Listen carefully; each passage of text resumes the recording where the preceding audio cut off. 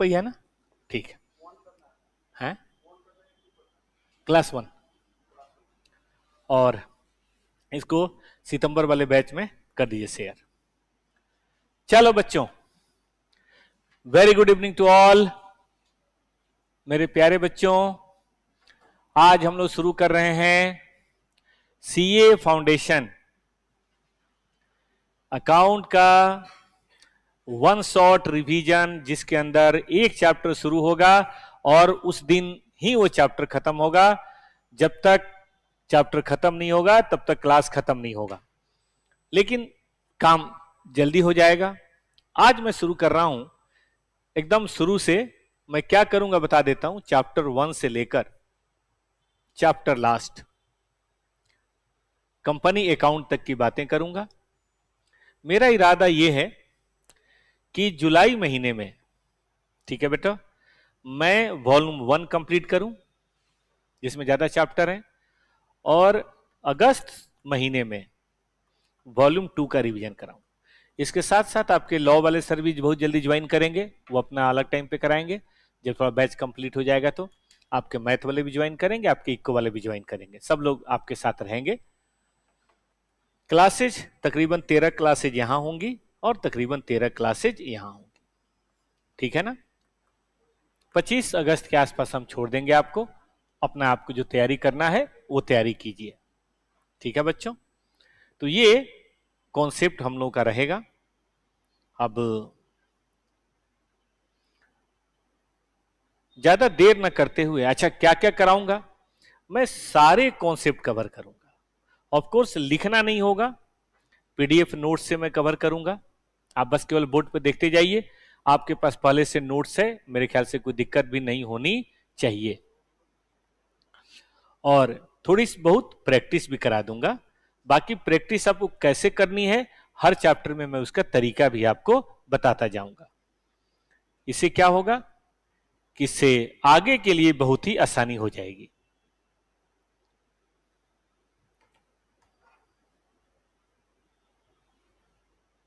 आइए बच्चों, मैं आज शुरू कर रहा हूं चैप्टर 1, और चैप्टर 1 में 2-3 यूनिट्स में कंप्लीट करने की आज कोशिश करूंगा, क्योंकि आप जानते हैं वो चैप्टर काफी बड़ा है, वो छोटा चैप्टर नहीं है।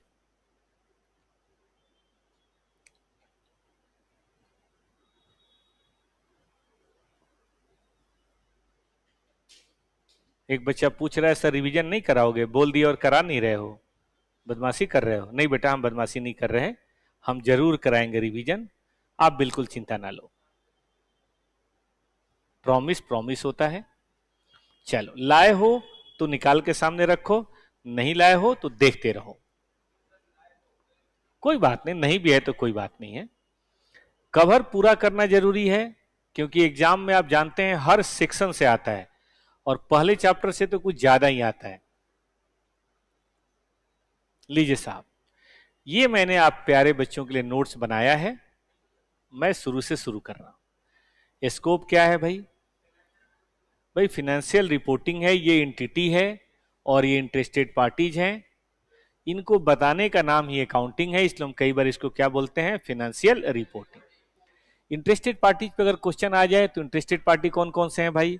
तो इंटरेस्टेड पार्टीज में सबसे पहले तो मैनेजमेंट है, इंप्लॉई है और इन्वेस्टर है, चाहे वो पार्टनर हो। याद आया बच्चों को? लेंडर को भी ये चाहिए कि भाई मेरा पैसा मिलेगा कि नहीं, क्रेडिटर्स को भी यही चाहिए, गवर्नमेंट एजेंसी को इनकम टैक्स चाहिए, आरओसी को इंफॉर्मेशन चाहिए, पब्लिक को चाहिए कि सोसाइटी में कोई गड़बड़ी तो नहीं फैला रहे हो, और कस्टमर को चाहिए कंपनी चलती तो रहेगी। आप किसी कोचिंग में जाते हैं, नहीं चाहते हैं कि कोचिंग चले, ये नहीं कि पैसा लेके बीच में बंद हो जाए, ऐसा नहीं होना चाहिए। प्रोसेस ऑफ अकाउंटिंग क्या है? कि जो ट्रांजेक्शन है उसको आइडेंटिफाई करना पहला प्रोसेस। इस पे बहुत क्वेश्चन आता है आसान लेकिन क्वेश्चन बहुत आता है। दूसरा रिकॉर्डिंग, ये नंबर 2 है। उसका क्लासिफिकेशन नंबर 3 है, लेजर बनाना। नंबर 4 समराइजिंग, जिसमें financial statement, trading, PL, balance sheet आप पढ़ चुके हैं। Number 5 analysis. नंबर 6 उसके बेसिस पे निष्कर्ष निकालना। और तब नंबर 7 बताइए कौन सी चीज? रिपोर्टिंग। जनरली इन कामों को बोलते हैं बुक कीपिंग, ये डेली बेसिस पे होता है। और इन कामों को बोलते हैं अकाउंटिंग, ये साल के नहीं, फाइनेंशियल स्टेटमेंट नहीं, ये साल के अकाउंटिंग बोलते हैं। तो बड़ा फेमस लैंग्वेज है कि जहां बुक कीपिंग खत्म होता है वहीं से फाइनेंशियल अकाउंटिंग शुरू होता है। मैं बताता हूं, आपने जो क्लासिफाई किया पूरे साल, जनरल लेजर, ट्रायल बैलेंस बनाया, तो ट्रायल बैलेंस बनाने के बाद हम जानना चाहेंगे ना कि साल के लास्ट में परफॉर्मेंस कैसे हुई, तो उसके लिए एक और स्टेटमेंट बनाना पड़ेगा, ट्रेडिंग पीएल। और पोजीशन हमारी कैसी है उसके लिए एक स्टेटमेंट बनाना पड़ेगा, बैलेंस शीट। हाँ, पैसा कहाँ आया कहाँ गया उसके लिए बनाना पड़ेगा सीएफएस, कैश फ्लो। और इन चीजों को और बढ़िया से करने के लिए क्या देना पड़ेगा, नोट्स। हाँ, तो पीएल भी बनेगा, बैलेंस शीट भी बनेगा, कैश फ्लो भी बनेगा, नोट्स भी बनेगा। आपके सिलेबस में सिर्फ पीएल और बैलेंस शीट है, नोट्स और कैश फ्लो के लिए हम बात करेंगे सीए इंटर में। ठीक है, तो कभी आ जाए तो इस पर करेंगे, ऑब्जेक्टिव क्वेश्चन इस पे है, मैं भी थोड़ी देर में पढ़ाऊंगा। 5 सब फील्ड होते हैं राजा। एक्सटर्नल रिपोर्टिंग के लिए कौन सा, financial. Internal reporting, day to day reporting के लिए, हाँ, मैंने मैनेजमेंट को ज्यादा इंफॉर्मेशन चाहिए होता है। बाहर वालों को तो बस ट्रेडिंग पीएल बैलेंस शीट दे दो, रेशियो दे दो, बात खत्म। लेकिन घर वालों को कहाँ सेल हो रही है, कौन सी इलाके में सेल कम हो गई, मान लो मारुति वाला है तो वो टेंशन में रहता है कि कहीं ऐसा तो नहीं कि मेरा साउथ में सेल कम हो गया, मेरा दुश्मन कौन आगे बढ़ रहा है, एक्सटर्नल रिपोर्टिंग। तो ये सब बहुत जरूरत पड़ती है। तो इसके लिए इंटरनल रिपोर्टिंग जो होती है, और ये फ्रीक्वेंट होती है, मोर फ्रीक्वेंट हो सकता है हर हफ्ते। आजकल बेटा बिजनेस बहुत ही वोलाटाइल है, बाहर का इकोनॉमिक जो इन्वायरमेंट है बहुत टर्बुलेंट इन्वायरमेंट है। तो बेटा जब टर्बुलेंट इन्वायरमेंट है, रोड खराब हो तो अच्छे ड्राइवर की जरूरत पड़ती है। रोड बढ़िया हो तो कोई भी गाड़ी चला ले, कोई भी हवाई जहाज चला ले, अगर हवा में कोई दिक्कत नहीं। लेकिन जब हवा में टर्बुलेंस हो तो बढ़िया पायलट चाहिए, नहीं तो जहाज क्रैश कर जाएगा। तो उसको ज्यादा इंफॉर्मेशन की जरूरत होती है। तो ये एक्सटर्नल शेयर होल्डर को ये चाहिए, सप्लायर को ये चाहिए, लेकिन मैनेजमेंट के लोगों को क्या चाहिए, अलग। इसीलिए मैनेजमेंट अकाउंटिंग की पढ़ाई भी होती है, सीए इंटर फाइनल में पढ़ेंगे। कॉस्ट, भाई किसी चीज की कॉस्ट का डिटर्मिनेशन जरूरी है, क्योंकि कॉस्ट का पता होगा ना बेटा, तो ही हम उसका सेल प्राइस सही बता पाएंगे। देखिए ये माउस है, अब ये माउस मेरे 20 रुपए की है कि 200 रुपए की है, मुझे अगर नहीं पता होगा तो क्या करूंगा मैं इसका दाम बहुत ज्यादा दे दूंगा, बिकेगा ही नहीं। और बहुत कम कर दूंगा, बिकेगा लेकिन मुझे लॉस हो जाएगा, लॉस हो जाएगा। तो ये देखना बेहद जरूरी है।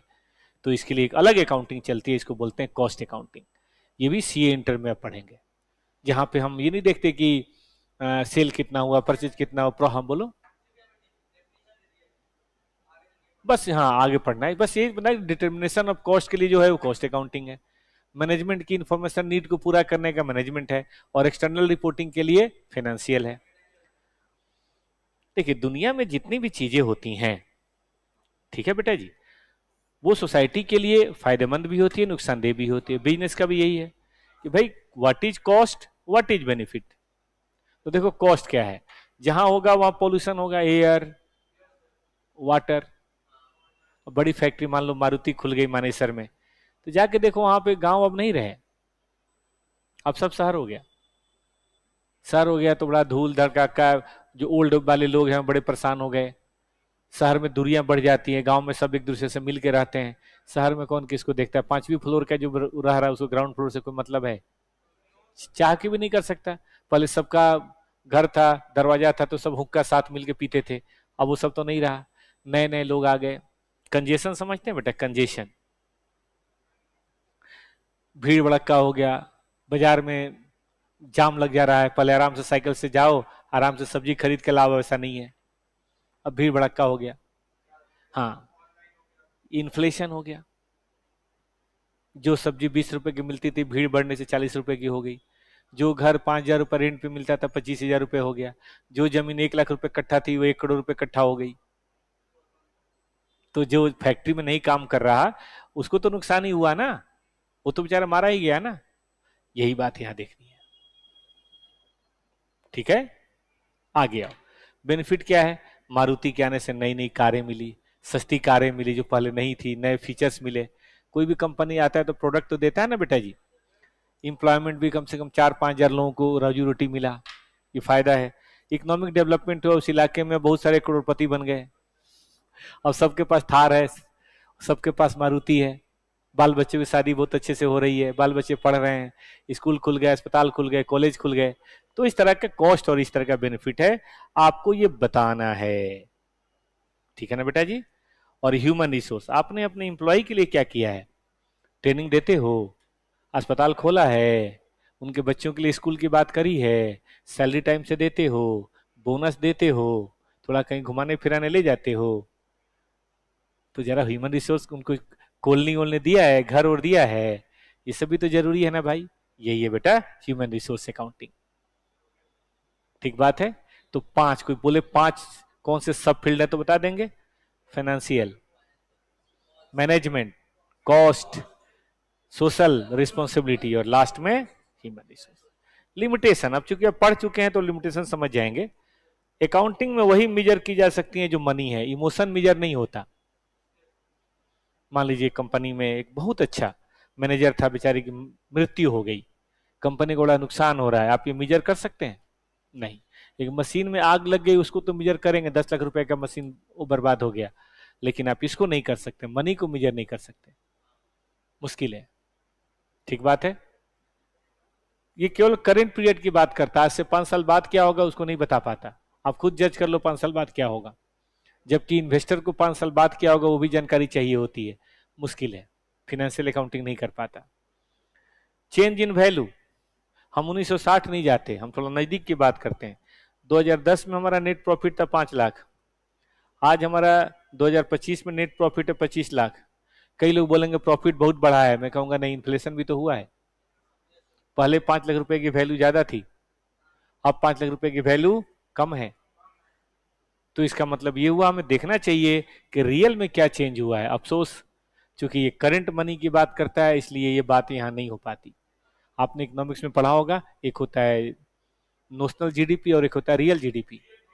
हम नोशनल जीडीपी को रियल जीडीपी में कन्वर्ट करके देखते हैं कि सही में बढ़ोतरी हुई है कि नहीं हुई है, लेकिन अकाउंट में ऐसा नहीं हो पाता। यहाँ पे स्केल जो है वो करंट मनी का है, और करंट मनी की वैल्यू हमेशा चेंज होती रहती है। तो 2 सालों में कंपेयर करना कई बार मुश्किल पड़ जाता है।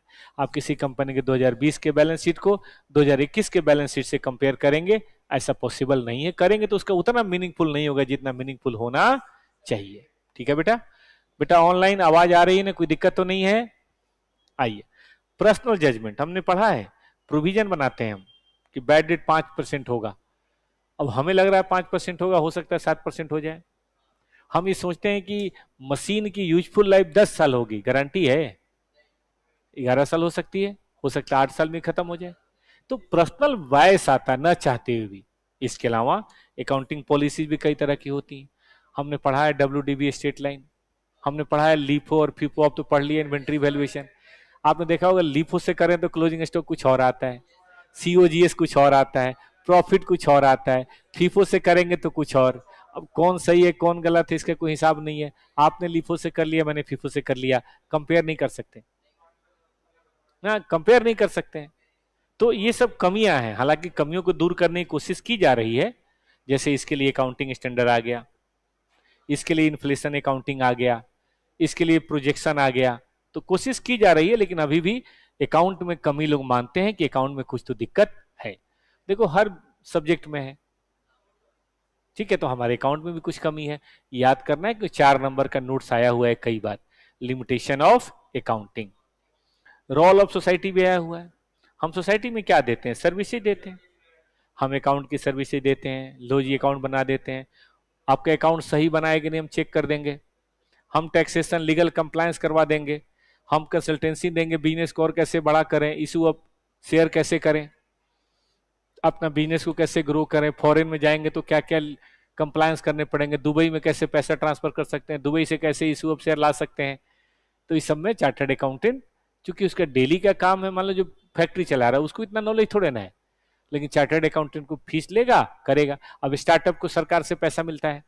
हमारे एक स्टूडेंट हैं जिनकी बेटी अभी आई है पढ़ने 11th क्लास में, उन्होंने ग्रेटर नोएडा में खोला हुआ ऑफिस, वो केवल स्टार्टअप का काम करते हैं। भारत सरकार की तरफ से ना स्टार्टअप पे पैसा मिलता है, 1 करोड़ 2 करोड़ 4 करोड़, वो केवल वही दिलवाते हैं। बोलते हैं सर देखो हमारी फी 1.5 लाख है, हम पहले ले लेते हैं, आपको पैसा मिले चाहे नहीं मिले हमें कोई लेना देना नहीं है, कोशिश हम अपनी पूरी करते हैं। वो बोलते हैं महीने में आराम से हम 6-7 लोगों का काम करते हैं, केवल स्टार्टअप का, और 1.5 लाख के हिसाब से 10 लाख रुपए कमा लेते हैं, 2-3 स्टाफ है, हमारा घर आराम से चल रहा है, कोई हेडक नहीं। छोटा मोटा क्लाइंट आता है तो भगा देते हैं, बोलते हैं काम ही नहीं करे, जाओ वो बगल में देख लो यार। राजीव झा जी नाम है उनका, चूंकि विदेश से वो जॉब करके आए, मतलब टॉपर्स में पढ़े हैं, फिर कतर उतर में चले गए, नाइजीरिया चले गए, तो उनके क्लाइंट भी फॉरेन क्लाइंट हैं जिनसे मोटा पैसा मिलता है, डॉलर में मिलता है। तो अब राजीव झा जी इतने पतले थे, अब ऐसे हो गए हैं खा खा के। और वो, हाँ, वो अपने बच्चे का एडमिशन कराने 11th में, हमने बड़ा मना किया कि यार 11th-12th पढ़ लेने तो फिर कराना, जबरदस्ती फीस देगा, नहीं सर आप फीस रख लो, आप फीस रख लोगे तो हमें लगेगा कि हमारी बेटी भी सीए बन जाएगा। मैंने कहा ये सब अंधविश्वास है, बाबा बना रहे हो मुझे बाबा थोड़े ना है, फाउंडेशन में भेजना है। लेकिन फिर भी उस दिन परसों चौथे रोज आके जबरदस्ती फीस दे गए। चलिए कोई बात नहीं। तो वो क्या करते हैं आजकल, अकाउंट नहीं करते, टैक्स नहीं करते, वो केवल कंसल्टेंसी देते हैं कि स्टार्टअप के लिए भारत सरकार के जो पैसे हैं वो कैसे मिले और स्टार्टअप कैसे हो। सोलर पावर में, ड्रोन नहीं होता, ड्रोन में, बैटरी रिक्शा में, ईवी ईवी व्हीकल में, ऐसी चीजों में, इलेक्ट्रॉनिक में, मोबाइल पार्ट्स बनाने में। ग्रेटर नोएडा तो बड़ा तेजी से बढ़ रहा है ना, तो वहां उसमें मदद करते हैं। ठीक बात है कि नहीं।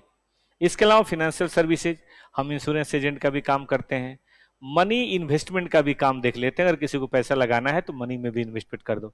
लीगल कंप्लायंस, लेबर लॉ वगैरह की कंप्लायंस, कंपनी लॉ की कंप्लायंस, ये सब भी बेटा हम जी करवा लेते हैं। ठीक है, तो कोई बोले कि हम सोसाइटी में कौन सा रोल करते हैं, तो ये स्पेशली चार्टर्ड अकाउंटेंट की बात करें तो हम प्रैक्टिस भी कर सकते हैं, हम जॉब भी कर सकते हैं, और गवर्नमेंट एजेंसी का हम ऑडिट वगैरह करते हैं, भारत सरकार को सलाह देते हैं, भारत सरकार के बहुत सारे जो योजनाएं हैं उसका ऑडिट कर देते हैं। तो ये है चैप्टर 1 के अंदर। क्वेश्चन कैसा आता है बेटा जी, मैंने वादा किया था प्रैक्टिस के अंदर ऊपर वाले सारे काम लो, ऊपर वाले सारे काम यही तो प्रैक्टिस है, सारे ये सारे प्रैक्टिस ही तो है। क्लाइंट हमारे इसी काम के लिए हमारे पास आते हैं। अब बेटा क्वेश्चन कैसे आता है, प्रॉमिस मैंने किया था कि क्वेश्चन में कराऊं, ज्यादा तेज तो नहीं हो रहा ना, ठीक है, स्पीड ज्यादा तेज हो तो बता देना, स्लो होना तो अपने हाथ में है। ऑनलाइन वाले से पूछ लिया बेटा ज्यादा तेज तो नहीं हो रहा। देखो बेटा ये क्लास तब फायदेमंद है जब एक बार आपने अकाउंट पढ़ रखा है, अगर एक बार अकाउंट नहीं पढ़ रखा है तो इस क्लास से कोई फायदा नहीं होगा। बताओ कौन सी सर्विसेज सीए दे सकते हैं, याद है, हम प्रैक्टिस कर सकते हैं, हम जॉब ले सकते हैं, हम भारत सरकार की मदद कर सकते हैं, यही सब है। तो 5 नंबर के लिए 5-7 लाइन लिख दीजिए, और बड़ा अच्छा मैंने पॉइंट वाइज कर रखा है, सबके बारे में 2-2 लाइन लिख दीजिए। ठीक बात है कि नहीं। सब फील्ड कौन कौन से 5 याद है बच्चों को, बोलो जरा जल्दी से।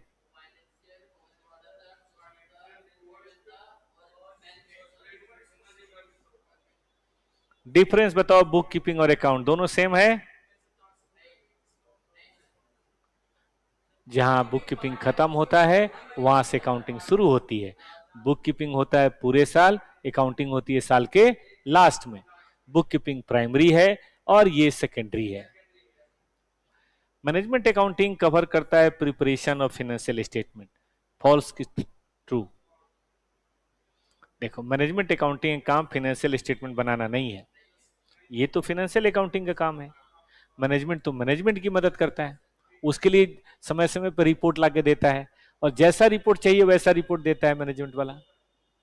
चलो, financial accounting is financial reporting to the manager, internal reporting to the manager. सही कि गलत, अरे फॉल्स है ना। फाइनेंशियल अकाउंटिंग काम इंटरनल रिपोर्टिंग थोड़े ना, एक्सटर्नल रिपोर्टिंग है। इसका ये काम है और इसका ये काम है, उल्टा कर दिया है। ये तो वही बात है कि भाई अपने घर में मटर के दाने आप गाय को खिला रहे हो, छिलका खुद खा रहे हो। रूल क्या होना चाहिए भाई, छिलका गाय को खिलाओ, दाने खुद खाओ, आप उल्टा कर रहे हो। कस्टमर को हमें यूजर नहीं मानना चाहिए, बताइए क्या बात सही है।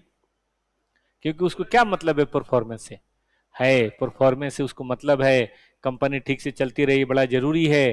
तो बताइए क्या है ये, तभी तो उसको सर्विसेज मिलेगी। Summarising is basic function of accounting, कहीं सही कि गलत नहीं, समराइजिंग बेसिक थोड़े ना है। हम इकोनॉमिक ट्रांजेक्शन्स को थोड़ा ना लिखते हैं समराइजिंग में, समराइजिंग में तो पीएल बैलेंस शीट बनता है, तो पीएल बैलेंस शीट तो सेकेंडरी है, समराइजिंग में तो बुक कीपिंग है, समराइजिंग में तो ये sale book, passbook, pay slip बनाना किसका काम है, ये तो प्राइमरी वाले का काम है। ठीक है, तुम क्या बोलेंगे इसको? Balance sheet showed the position on the date it is prepared, not for the future. अगर बैलेंस शीट 31/3 का है तो 31/3 की बात बताएगा, या अप्रैल का नहीं बताएगा। बोलिए सही कि गलत? एक बच्चे ने सर बीकॉम की एंट्री के through I will take admission in C inter, any problem in C inter and the chapters of inter foundation interlink. नहीं बेटा, बिल्कुल इंटरलिंक नहीं है, आप बीकॉम पढ़ के आइए, आराम से यहाँ आइए, कोई दिक्कत नहीं। ठीक है बेटा? कार्तिक, बीकॉम खूब मन से पढ़िए, अकाउंट कोर्स खूब मन से पढ़िए, सीए इंटर में धड़ाम से आइए, टॉपर क्लासेज में आपका इंतजार करेंगे। आइए, तो क्या बोलेंगे इसको, ट्रू की फॉल्स? 31/3 31/3 बताता है, 31/3 4/3 नहीं हो सकता, 31/3 31/5 नहीं हो सकता, तब तक तो और हालात बदल जाएंगे। और objective are complete recording of economic transactions, क्या ये सही है? बिल्कुल सही है, ट्रू। पहले हम रिकॉर्डिंग तो कर लेना, उसके बाद ही तो कोई काम करेंगे बेटा। ठीक है बच्चों, तो ये क्वेश्चन था चैप्टर 1। कोई कहे ना चैप्टर 1 नहीं पढ़ना चाहिए, बोलिए गलत बात है। मान लो ट्रू फॉल्स में आ गया, 2 नंबर बर्बाद हो जाएगा। आइए राजा, अब एक दूसरा बहुत ही प्यारा आपको पढ़ाते हैं, आइए ना पढ़ाते हैं। यूनिट 2, ये तो मुझे सबसे बढ़िया लगता है नॉलेज के लिए, एग्जाम के लिए जो भी हो, नॉलेज का इससे बढ़िया है आपके अकाउंट में चैप्टर नहीं है, अब इतना आपने पढ़ लिया है। ये कहता है accounting concept, accounting principle and conventions की बात। What is accounting concept? किताब कहता है आपका, किताब कहता है do you have a math head? हाँ, हमारे मैथ वाले सर हैं चार्टर्ड अकाउंटेंट राजीव झा। आगे पढ़िए। एजम्पशन, देखो अकाउंटिंग करते समय हम कुछ एज्यूम करते हैं, फॉर एग्जांपल गोइंग कंसर्न है, अकाउंटिंग पॉलिसी कंस्टेंटली फॉलो होता है। नहीं, ये नहीं, एजम्पशन मतलब रूल का एजम्पशन, प्रोविजन बनाना अलग बात है। ठीक है, तो कुछ चीजें मानते हैं और तभी फाइनेंशियल स्टेटमेंट बनता है, इसी को बोलते हैं अकाउंटिंग एजम्पशन, जिसके बेसिस पे फाइनेंशियल स्टेटमेंट बनता है। कभी पूछे तो ये 2 एग्जांपल दे देना। ठीक है, अकाउंटिंग प्रिंसिपल्स क्या है? ये रूल्स एंड रेगुलेशन है, जिसके बेसिस पे हम अपना फाइनेंशियल स्टेटमेंट बनाते तो इसके बेसिस पे ही है, लेकिन ये एजम्पशन है, ये मान्यताएं हैं, ये रूल्स एंड रेगुलेशन है। जैसे एक्रूअल बेसिस, आजकल बच्चे बड़े परेशान हो रहे हैं एनपीओ में कि सब्सक्रिप्शन रिसीव्ड से सब्सक्रिप्शन एक्रूड कैसे पता करें। कई बच्चे बड़े दुखी हैं, अरे सर ये क्या करा रहे हैं। बेसिकली हम एक्रूअल बेसिस पे जाने की कोशिश कर रहे हैं। और मेटलिटी कॉन्सेप्ट आपने पढ़ा होगा कि कुछ चीजें दिखानी है और कुछ चीजें नहीं दिखानी है। हाँ, कुछ चीजें दिखानी है, कुछ चीजें नहीं दिखानी है। अब किसको दिखानी है इसका भी रूल है, जो मटेरियल हो, और किसको थोड़ा मिसलेनियस में डाल देनी है, ज्यादा नहीं एक्सप्लेन करना है। जैसे मैं क्या कर रहा हूँ, मेन मेन बातों पे फोकस कर रहा हूँ, छोटी मोटी बातें छोड़ दे रहा हूँ। मटेरियल प्रिंसिपल की क्या खूबी है, they are all man made, nature made नहीं है। फिजिक्स के रूल है ना, प्रकृति ने बनाए हैं। नदी नीचे ही आएगी, नदी कभी नीचे से ऊपर नहीं जा सकती, वो नीचे ही आएगी, पहाड़ से नीचे ही आएगी नदी। वाटर हमेशा लो लेवल की तरफ फ्लो करेगा। ग्रेविटी, ग्रेविटी काम करता है, उसमें हमारा कोई रूल नहीं है। बारिश क्यों होगी, बारिश क्यों नहीं होगी, इसका भी अपना प्रकृति ने बना रखा है। कई बार बादल होते हैं और बारिश नहीं होती, कई बार बादल नहीं होते, धड़ाधड़ बरसने लगता है। लेकिन हमारे जो रूल है मैन मेड है, मैन मेड है इसका मतलब रेशनल है और परिस्थिति जन्य है, सिचुएशन पे बदल भी सकता है, इसीलिए कई तरह के रूल हैं, कोई एक रूल सबके लिए नहीं है। फीफो कभी और अच्छा होता है, लीफो कभी और अच्छा होता है, इसीलिए है ये। और सब्जेक्टिव है, सब्जेक्टिव है मतलब ये डिपेंड है किसके ऊपर, जो उसको इस्तेमाल कर रहा है, इस्तेमाल करने के ऊपर डिपेंड है। घर में सब्जी बनती है, वही सब्जी वही मसाले अगर 2 आदमी बनाए, 2 लेडीज बनाए तो अलग अलग टेस्ट आता है। चाची बनाए तो अलग टेस्ट है, मम्मी बनाए तो टेस्ट अलग है। इसी तरह अकाउंटिंग है, अकाउंटिंग में जो रूल्स हैं वो सब्जेक्टिव हैं, वो मैनमेड हैं, है रेशनल, लेकिन फिर भी परिस्थिति जन्य है। जैसी परिस्थिति होगी तो कभी हम फिक्स्ड सेट का मान लो WDV लेके चल रहे हैं, फिर बाद में हालात बदल गए तो स्ट्रेट लाइन नहीं कर लेते हैं। पढ़े हमने क्वेश्चन। चलिए भाई, एक अच्छी के लिए क्या क्या बातें होनी चाहिए, तो बोला रियल होना चाहिए, एजम्पशन ऐसी लो जो मतलब ठीक हो। ठीक है, आ गया। सिंपल और अंडरस्टैंडेबल होना चाहिए, भाई आम आदमी को समझ में आना चाहिए। ठीक है, एकदम अनपढ़ को तो नहीं आएगा, लेकिन ठीक ठाक लोगों को आना चाहिए। अरे यार तुम क्या कमेंट कर रहे हो, I have to coaching from Delhi Laxmi Nagar, are there any student with direct entry. बेटा बहुत डायरेक्ट एंट्री के बच्चे होते हैं, बिल्कुल चिंता ना करो, और एडवांस अकाउंट में बिल्कुल फेल नहीं करोगे। बीकॉम को मन से पढ़ो बेटा, हमारा आशीर्वाद है। ठीक है कार्तिक, अब पढ़ने पे ध्यान दो, आ जाओ।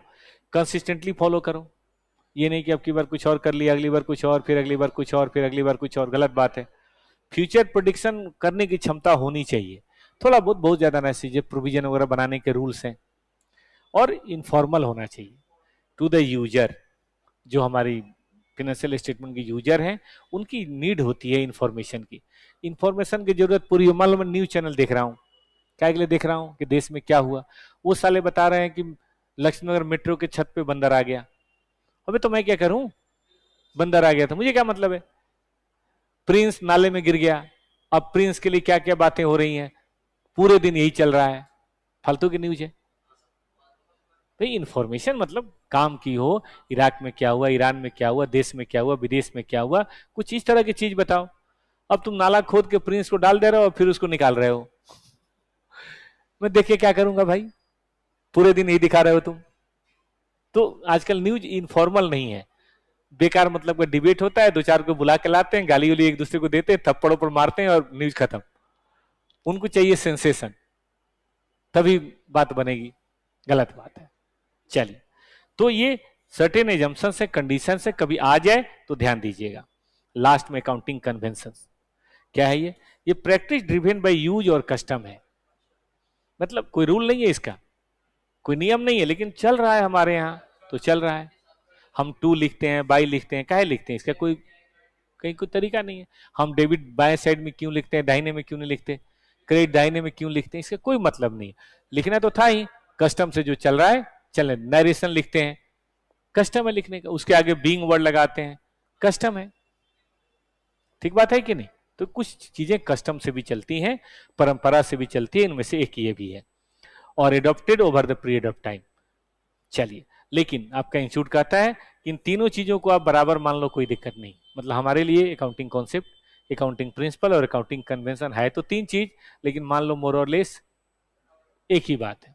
गुलाब जामुन बड़ा हो, गुलाब जामुन लंबे वाला हो, गुलाब जामुन गोल वाला हो, गुलाब जामुन छोटे वाला हो, गुलाब जामुन तो गुलाब जामुन ही है। ठीक है कि नहीं। और उसको रसभरी कहो, काला जामुन कहो, चाहे जो भी कहो, है तो सब गुलाब जामुन ही। तो हमारा अकाउंटिंग कॉन्सेप्ट, अकाउंटिंग प्रिंसिपल और अकाउंटिंग कन्वेंशन, थोड़ा बहुत अंतर है, मेन मोर और लेस ये सेम है। आइए, आपकी स्टडी में 12 दिए गए हैं बेटा। कौन से 12 दिए गए हैं। सबसे पहला दिया गया है एंटिटी कॉन्सेप्ट, कि हम अलग है और हमारा बिजनेस अलग है। मालिक ने कुछ दिया, लायबिलिटी है, मालिक ने कुछ निकाला, लायबिलिटी कम हो गई, ड्रॉइंग है। मालिक का खर्चा हम नहीं जानते, हमारा खर्चा मालिक नहीं जानता। आपने फाइनल अकाउंट में पढ़ा कि अगर मालिक का इंश्योरेंस प्रीमियम हमने दिया तो ड्रॉइंग है, बिजनेस के पीएल में नहीं जाएगा, बिजनेस के पीएल में नहीं जाएगा। अरे बिजनेस के पीएल में क्या जाएगा, मालिक का इंश्योरेंस, याद करो, टोटल इंश्योरेंस में से मालिक का अलग हटा देते थे और अपने वाला केवल दिखाते थे। क्यों जाएगा भाई मालिक वाला, तो मालिक का हमें आमदनी से, मालिक की बिल्डिंग है, उसका रेंट अगर बिजनेस में आ गया तो घटा देते थे। मालिक का बिल्डिंग है, अगर उसका रेंट गलती से बिजनेस के अकाउंट में आ गया तो उसको लेस कर देते थे, याद है। चलिए, तो एंटिटी कॉन्सेप्ट इसी को बोलते हैं कि हम अलग और हमारा बिजनेस बताइए अलग है। नंबर 2 मनी मेजर, कि ट्रांजैक्शन को तभी लिख सकते हैं जब उसको किसी यूनिट ऑफ मनी में हम कन्वर्ट करें। अगर हम यूनिट ऑफ मनी में कन्वर्ट नहीं करेंगे तो हम नहीं लिखेंगे। फॉर एग्जांपल, लिमिटेशन का भी था। फॉर एग्जाम्पल, अगर हम 10 किलो चावल खरीदते हैं तो 10 किलो चावल नहीं लिखेंगे, 60 रुपए के हिसाब से लिखेंगे, 600 का चावल खरीदा। हम एक कट्ठा जमीन नहीं लिखेंगे, हम जमीन के लिए 20 लाख रुपए दिए हैं, हम 20 लाख रुपए लिखेंगे। ठीक बात है। अगर कोई चीज मनी में नहीं हो पा रहा तो हम उसको लिखेंगे भी नहीं। Can not be accounted. इसी को बोलते हैं मनी मेजरमेंट। किसी भी चीज को अगर अकाउंट करना है तो पहले उसको मनी के टर्म्स में, किलो में नहीं, मीटर में नहीं, लीटर में नहीं, मनी के टर्म्स में। गुडविल हम नहीं बोलते 50 कोष तक मेरा नाम है, हम बोलते हैं गुडविल 5 लाख की है। हम 50 कोष नहीं बोलते, हम 5 लाख बोलते हैं। सही बात है। आइए पीरियोडिसिटी कॉन्सेप्ट, तीसरा है ना कि चौथा है? तीसरा है पीरियोडिसिटी कॉन्सेप्ट। कि देखो भाई, लाइफ तो कंपनियों की बहुत बड़ी होती है। मारुति मुझे याद है 83 में खुला था, और अभी मारुति खूब स्ट्रांग चल रहा है, भगवान ने चाहे तो अगले 83 तक चलेगा। तो क्या हम 83 तक वेट करेंगे उसकी परफॉर्मेंस इवैल्यूएशन का? क्या करेंगे हम उसके लाइफ को छोटे छोटे हिस्सों में बांट देंगे ताकि परफॉर्मेंस को इवैल्यूएट कर सकें। 12 महीने में बांट देते हैं। टैक्स वाला कहता है कि देखो ऐसे ले लो यार, लेकिन आपकी मर्जी, आप कैसे भी ले सकते हो।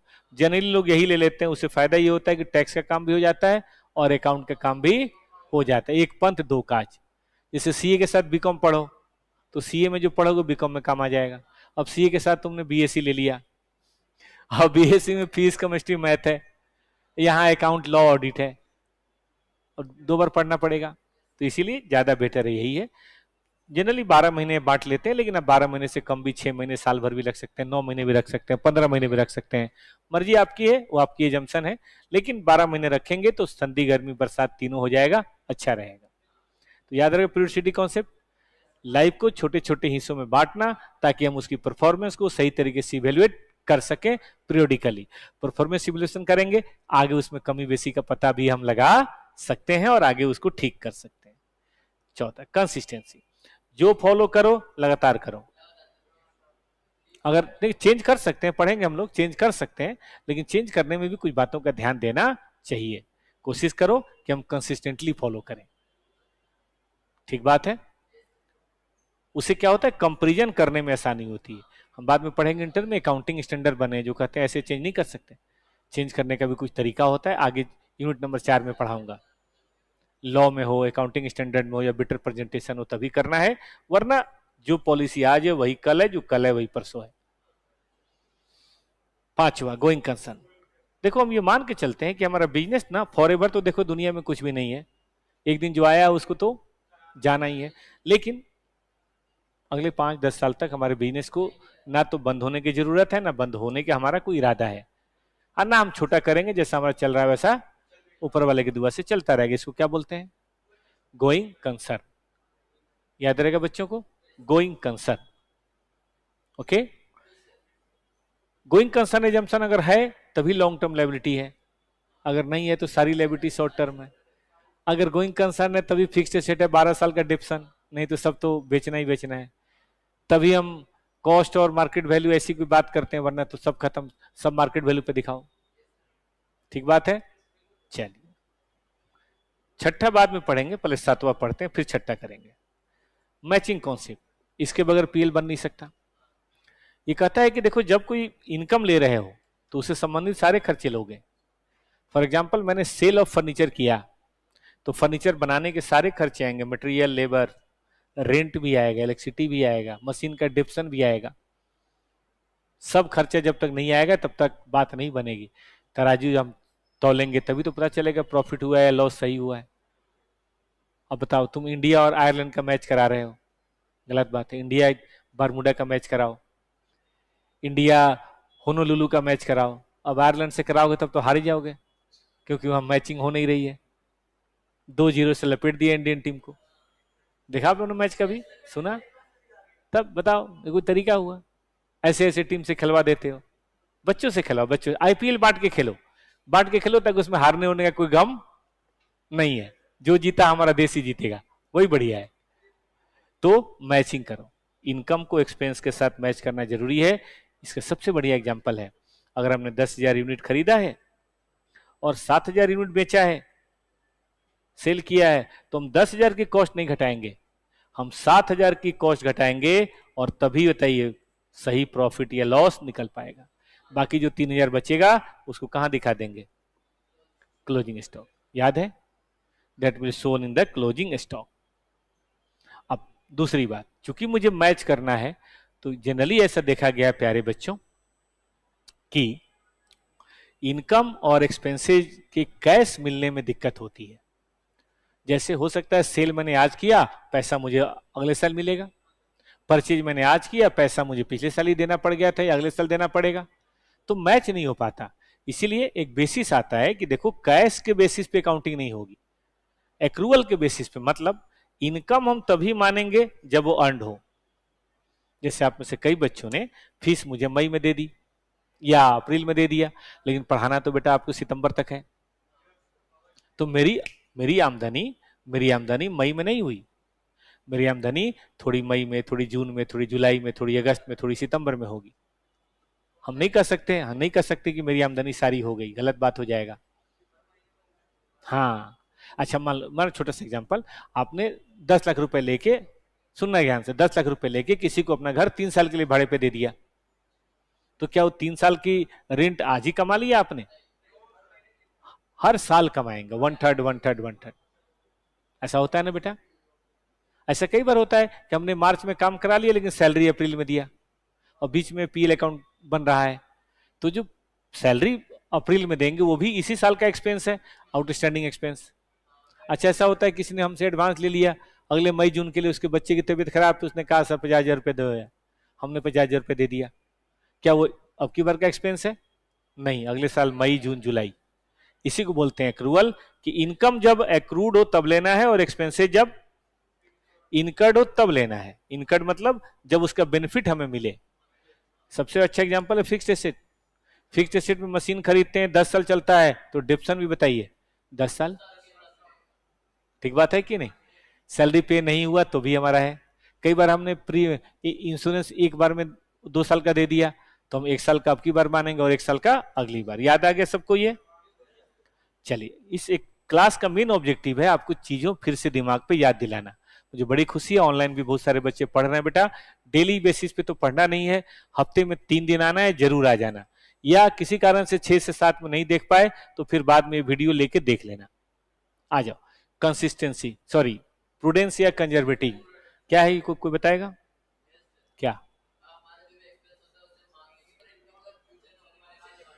फ्यूचर में अगर कोई एक्सपेंस या लॉस होने की उम्मीद है, जो जो आज के कारण हो रही है, जैसे आज मैंने सेल किया है और बाद में डूबने की उम्मीद है, आज मेरे ऊपर मुकदमा हुआ है, बाद में उसमें पेनल्टी देने के चांसेज हैं, तो मैं प्रोविजन आज बनाऊंगा, ये प्रूडेंस है। लेकिन आज मुझे कॉन्ट्रैक्ट मिला है, 2 साल बाद प्रॉफिट होगा, हम इसे नहीं मानेंगे। हम लोग जब यूनिट नंबर 4 पढ़ेंगे तो इस बात का फिर से ध्यान देंगे। यही है प्रूडेंस कॉन्सेप्ट या कंजर्वेटिव। कभी आज या नोट लिखो तो 2-2 4-4 लाइन लिख दोगे। नेक्स्ट है बेटा मेटेरियलिटी, बड़ा खूबसूरत है ये। देखिए, एक अमाउंट को मटेरियल तब बोलते हैं जब वो सिग्निफिकेंट हो, जिसके जानने या नहीं जानने से डिसीजन बदल जाए। कहता है कि व्हेन एन अमाउंट है सिग्निफिकेंट इकोनॉमिक इफेक्ट, जिसके नॉलेज होने से डिसीजन मेकर का डिसीजन बदल जाए, तो उसको बोलते हैं मटेरियल आइटम। और जितने मटेरियल आइटम है उन्हें हमें जरूर सेपरेट डिस्क्लोज करना चाहिए, ताकि उसका असर बताइए पता पता चले कि अच्छा ये बात है, ठीक बात है ना? और कोई इनसिग्निफिकेंट बात है उसको डिटेल मत बताओ, मैं आपको रिवीजन करा रहा हूं। अब कोई छोटी सी बात लेकर मैं 1 घंटा एग्जाम्पल देने लगूं, कोई फायदा है आपको? पहली बार पढ़ते समय ठीक है, आपको याद होगा पहली बार जब मैंने पढ़ाया था तो ये चैप्टर मैंने 3 क्लास में कराया था, आज 35 मिनट में खत्म कर रहा हूं, 45 मिनट में खत्म कर रहा हूं। यही मेटलिटी है।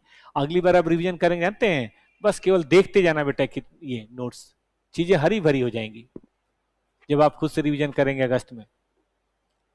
आ जाओ 9 नंबर के बाद 10। कॉन्सेप्ट ये है बेटा कि जो भी एसेट्स आप बुक में वैल्यू करेंगे वो हिस्टोरिकल कॉस्ट पे करेंगे।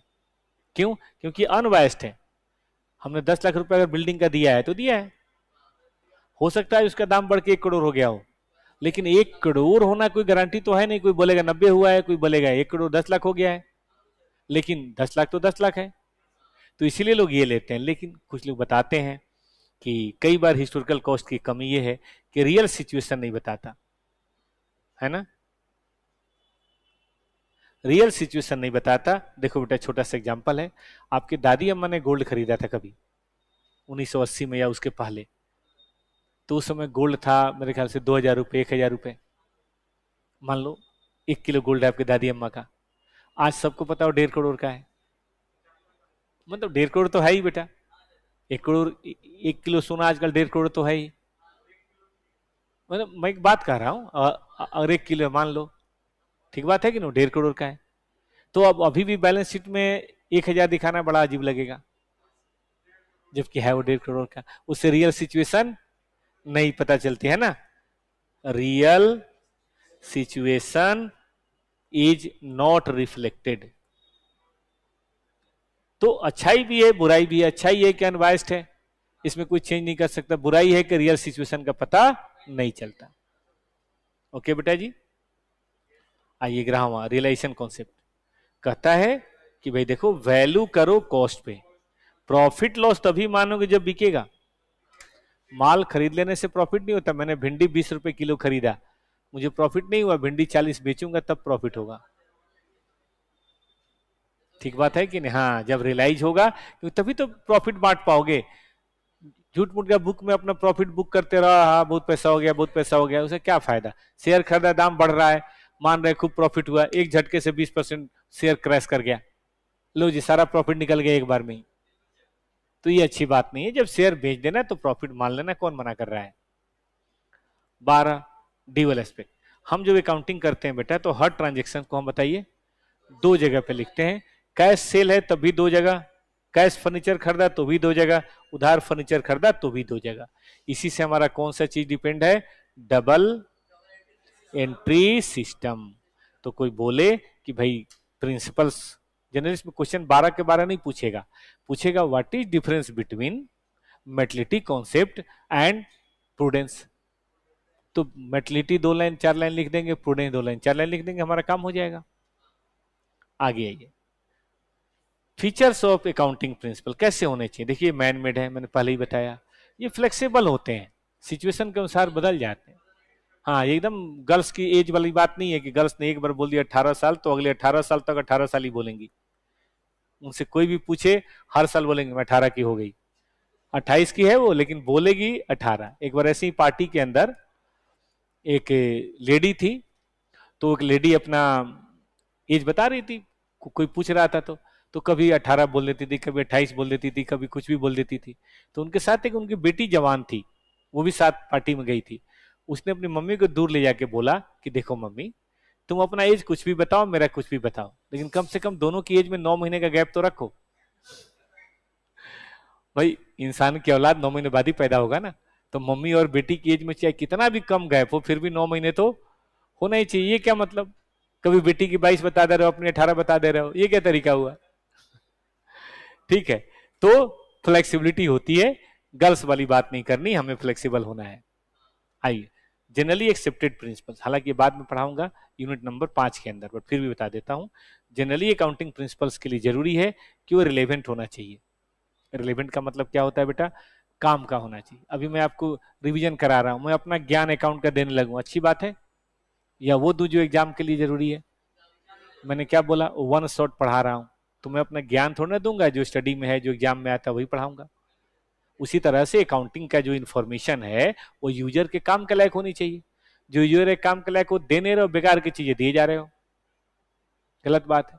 मटर छील रहे हो तुम, छिलका तुम फेंक दे रहे हो, सॉरी वो छिलका रख दे रहे हो और दाना फेंक दे रहे हो, ये कोई बात हुई, दिस इज वेरी रॉन्ग। आगे आओ, डिजायरेबल या अंडरस्टैंडेबिलिटी होनी चाहिए। जो चीज है ऐसे लैंग्वेज में लिखो कि एक आम आदमी समझ सके। हम डॉक्टर नहीं है कि हमारी जो जो लिखावट है कंपाउंडर है कि दवा की दुकान वाला समझ जाएगा, वो तो ऐसे लिख देते हैं ऐसे, तो वो अपना समझ जाता है डॉक्टर कि भैया ये ए लिखा है, ये ई लिखा है, वो क्योंकि वो दिन रात देख रहा है। लेकिन हम अब तो नहीं समझ सकते। तो हमारा बैलेंस शीट पीएल अकाउंट तरीके से बनना चाहिए, अनड्यू कॉम्प्लेक्सिबिलिटी नहीं होनी चाहिए। कॉम्प्लेक्सिटी जहां जरूरत हो करेंगे, ऑब्जेक्टिव होना चाहिए, यानी कि पर्सनल वाइज नहीं होना चाहिए। हमें ऐसा लगता है कि ये अच्छा है, ये वाली बात नहीं है। फैक्ट जो बता रहे हैं वो, जैसे आजकल के न्यूज चैनल सब बिके हुए हैं, जिसको बीजेपी ने खरीदा है वो हमेशा बीजेपी की बड़ाई करेगा, और जिसको कांग्रेस ने खरीदा है वो हमेशा बीजेपी की बुराई करेगा। इसलिए आम आदमी बड़ा परेशान है कि यार सही कहां देखें, बड़ा मुश्किल है। तो याद रहेगा ये क्या है, ये फीचर्स ऑफ अकाउंटिंग प्रिंसिपल्स है, अच्छी फीचर्स। अब आइए, ये फंडामेंटल अकाउंटिंग ऑप्शन अभी नहीं पढ़ाऊंगा, यूनिट 5 जब पढ़ाऊंगा तब कराऊंगा। आइए फाइनेंशियल स्टेटमेंट। देखिए जो एंटिटी है अपने यूजर्स को रिपोर्टिंग करती है, कौन से रूप में करती है? Financial statement. क्या क्या होता है? तो 4 चीजें होता है।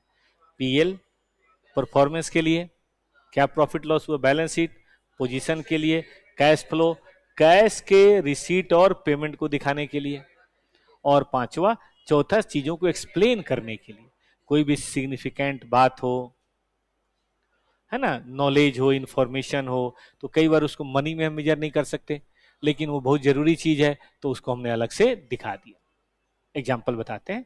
मान लीजिए आपके ऊपर कोई केस मुकदमा चल रहा है, ठीक है, केस मुकदमे में कुछ जान नहीं है, फिर भी हम दिखाते हैं। मान लीजिए आपका जो लैंड एंड बिल्डिंग और लीज पे लिया हुआ है, तो हम बताएंगे लैंड एंड बिल्डिंग लीज पे है।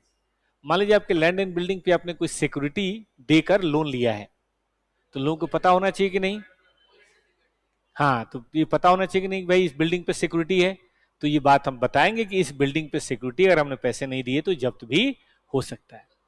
तो चीजों के अगर कुछ भी कोई भी, मैं तो कहता हूं कोई भी इनकम या एक्सपेंस या एसेट या लायबिलिटी के बारे में कुछ जानकारी अगर ऐसी है तो लोगों को पता होनी चाहिए। बताओ, जैसे हम बैलेंस शीट में देख लेते हैं इन्वेंट्री, लेकिन हम जानते हैं इन्वेंट्री कई तरह का होता है। इन्वेंट्री बेटा रॉ मटेरियल भी हो सकता है, WIP फिनिश गुड्स स्टोर, तो थोड़ा बता दो। हम बैलेंस शीट में डेटर लिख लेते हैं, लेकिन डेटर सिक्योर्ड अनसिक्योर्ड हो सकता है, अनसिक्योर्ड में प्रोविजन की बात हो सकती है, तो जरा वो भी बता देंगे हम। तो चीजों को हम थोड़ा एक्सप्लेन कर देंगे ताकि ऊपर की चीज समझने में आसानी हो। सी आपने देखा होगा रेस्टोरेंट वगैरह में ऊपर लिखता हो अल पचीनो पिज्जा, और नीचे लिखा होता है इस पिज्जा में क्या क्या होगा, है ना। 2 इधर लाल मिर्ची का फोटो भी होता है, इसका मतलब ये तीखा होगा। ऊपर ही बता देते सर ये तीखा होगा, अगर आपको खाना है तो ठीक है, वरना कोई और भी पिज्जा ले लीजिए, और भी पिज्जा हमारे यहाँ है ना भाई। आगे ये क्वालिटेटिव कैरेक्टर, कि भाई क्या क्वालिटेटिव कैरेक्टर है फाइनेंशियल स्टेटमेंट का, ठीक है। तो देखिए बोला गया भाई फाइनेंशियल स्टेटमेंट रिलेवेंट होना चाहिए, अभी ऊपर पढ़ा था हम लोगों ने, यूजर के नीड को पूरा करे, सबसे बड़ी बात रिलायबल होना चाहिए। रिलायबल समझते हो, हम जिस पे विश्वास कर सकें आपके फाइनेंशियल स्टेटमेंट के बेसिस पे। मैं कोई डिसीजन लूंगा और वो डिसीजन मेरा गलत हो गया तो गड़बड़ा जाएगा काम। तो देखो भाई विश्वसनीय जानकारी दो। आप न्यूज चैनल के न्यूज पे भरोसा कर सकते हो, खासतौर पे सोशल मीडिया वाले बताएंगे कि फलाने बैंक में डाका हो गया, ऐसा कोई ना बैंक है ना कोई डाका हुआ है, लेकिन वो सेंसेशन फैलाने के लिए वो बताएंगे कि भाई भारत की सेना ने इस्लामाबाद पे कब्जा कर लिया, मारा गया हाफिज, है कि नहीं। वो सिर्फ इसलिए कि लोग, एक दिन हमारे गांव में चाचा हैं, वो ना मोदी के बड़े खिलाफ रहते हैं, लालू प्रसाद के जबरदस्त फैन है, तो मुझे लगे न्यूज दिखाने, अरे बउआ मोदी तो अब गेल, मतलब मोदी तो अब गया। हमने कहा चाचा वो कैसे? अरे देखो न्यूज दिखा रहा है कि फलाना पार्टी मिल गई, फलाना पार्टी मिल गई, कल शपथ ग्रहण समारोह है फलाने का। हमने कहा चाचा रहने दो, कहाँ देख लिया ये? देखो न्यूज पे बोल रहा है एकदम जोर जोर से। हमने कहा कौन न्यूज है ये? वो बता रहा था कोई XYZ ऐसे ही कोई लड़का बोल रहा है। हमने कहा चाचा ये दिन में ना नशा सूंघना बंद करो। अरे आज तक देखो, इंडिया टुडे देखो, वो लोग बड़े नालायक है, लेकिन फिर भी ऐसी न्यूज नहीं देंगे, ये फालतू की न्यूज देखते रहते हो। तब जाके उनको मेरे पे नाराज हो गए, अरे तुम बात ही नहीं मान रहे हो, देखो कल शपथ ग्रहण समारोह होगा। हमने कहा बात चाचा रहने दो। तो ऐसी इंफॉर्मेशन नहीं होनी चाहिए, अंडरस्टैंडेबिलिटी होनी चाहिए, कंपेरेबिलिटी होनी चाहिए, मतलब एक दूसरे से कंपेयर कर सको, तभी पॉसिबल है जब यूनिफॉर्म अकाउंटिंग पॉलिसी भी हो और फॉर्मेट भी बताइए कैसा होना चाहिए। अगर पीएल बन रहा है तो सबका पीएल ऐसे ही बनना चाहिए, सेल यहाँ है तो इसका भी सेल यहाँ हो, परचेज यहाँ हो तो परचेज यहाँ होता है, कंपेयर करने में आसानी हो। मेटलिटी समझते हो, अभी पढ़ा हमने, मेन कोई भी बात छुपनी नहीं चाहिए, फेथफुल प्रेजेंटेशन होना चाहिए, ईमानदारी से सब कुछ बताओ, न्यूट्रलिटी होना चाहिए, वायस नहीं होना है, जो हकीकत है वही बताना है, मुझे अच्छा लगता है इसलिए ऐसा नहीं है, ठीक बात है। प्रूडेंस, फ्यूचर लॉसेज को प्रोवाइड करना चाहिए, ट्रू एंड फेयर होना चाहिए, हैं, एंड फुल डिस्क्लोजर होना चाहिए, कंप्लीटनेस होना चाहिए, और सब्सटेंस ओवर लीगल फॉर्म सबसे लास्ट में आगे पढ़ाएंगे। फिर भी बोलते हैं सब्सटेंस ओवर लीगल फॉर्म का मतलब क्या होता है? मतलब होता है कि देखो भाई जो हकीकत है वो दिखाओ, जो दिखावा है उसको दिखाने की जरूरत नहीं है। कई बार ट्रांजेक्शन की रियलिटी कुछ और होती है, लीगलिटी कुछ और होती है, तो हम लीगली ना करके बताइए मेटलिटी की बात करेंगे। दो एग्जाम्पल देता हूं। एक एग्जाम्पल होता है live in relationship. Live in relationship में शादी नहीं होती, लेकिन वो 20 साल से 30 साल से साथ रह रहे हैं, 10 साल से साथ रह रहे हैं, तो कोर्ट मानता है कि ये शादी ही है, जबकि कानून की नजर में शादी नहीं है, सोसाइटी की नजर में शादी नहीं है, लेकिन कोर्ट मानता है कि है। उसी तरह से अगर हमने कोई बिल्डिंग 30 साल के लिए भाड़े पे ले लिया, तो समझो हमने बिल्डिंग ले लिया। 30 साल बहुत होता है। देखो 2 दिन के लिए हमने बैंक्वेट हॉल लिया है तो वो हमारा नहीं है, 2 दिन बाद किसी और की शादी होगी। लेकिन अगर हमने 30 साल के लिए बैंक्वेट हॉल मैनेज करने के लिए ले लिया है, तो समझो बैंक्वेट हॉल हमारा हो गया। ठीक है, 30 साल बाद जाएगा, लेकिन अभी तो दिखाओ। इसी को बोलते हैं सब्सटेंस ओवर लीगल फॉर्म। याद रहेगा बच्चों को। आज जब दिखाते हैं इस पे क्वेश्चन कैसा होता है। लास्ट पॉइंट है ये आज का। ये थोड़ा बड़ा था, थोड़ा समय लगा।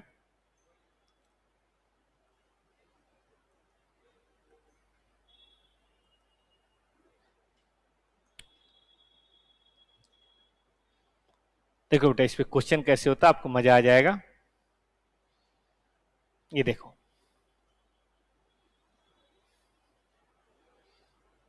भाई क्या डिफरेंस है मनी मेजरमेंट में और मैचिंग में, कर सकते हैं।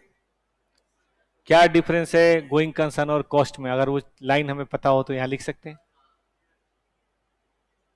तो कैसे क्वेश्चन आता है वो ध्यान दो, ये भी नहीं पढ़ेंगे। ये पीएल अकाउंट का क्वेश्चन है, बल्कि पीएल अकाउंट बनाते समय ने भी आपको ये फिर के बताया भी था।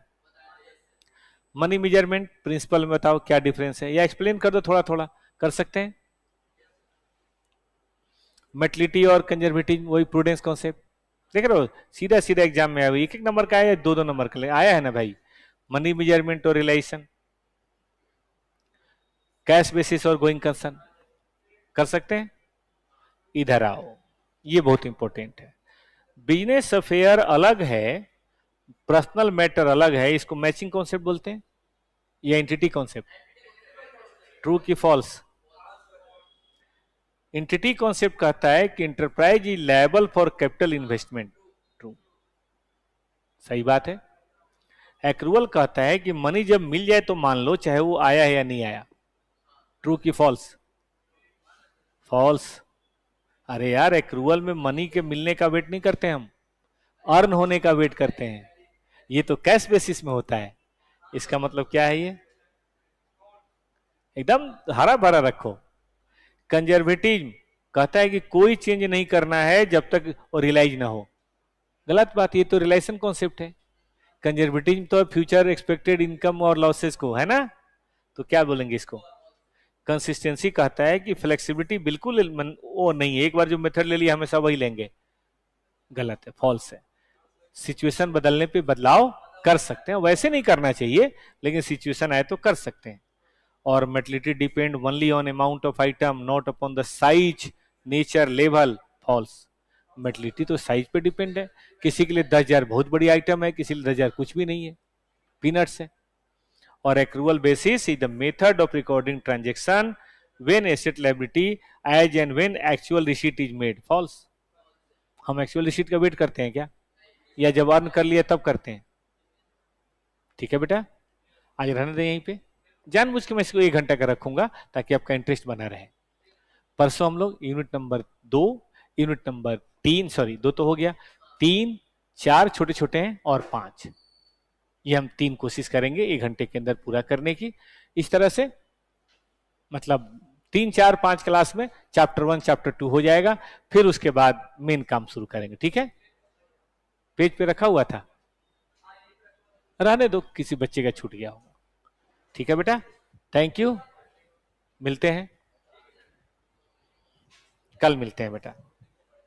कल नहीं, अब अगली क्लास परसों है, परसों ही 6 बजे फिर सबको यहीं मिलना है। ठीक है बेटा, ओके। यूट्यूब के प्यारे बच्चों, गुड बाय।